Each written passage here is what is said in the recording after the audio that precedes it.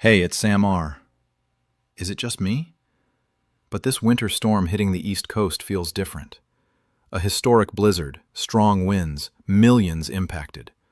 More than 9,000 flights canceled in just 2 days. Major airports in New York and Boston seeing over 85% delays.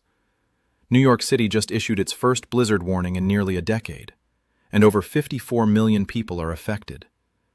A state of emergency has been declared. Officials are telling people to stay home. Visibility is dropping. Travel's getting dangerous. If you're flying in or out of the Northeast, double-check your flight. Seriously. If you're in the area, how bad is it where you are? Stay safe. I'm just listening.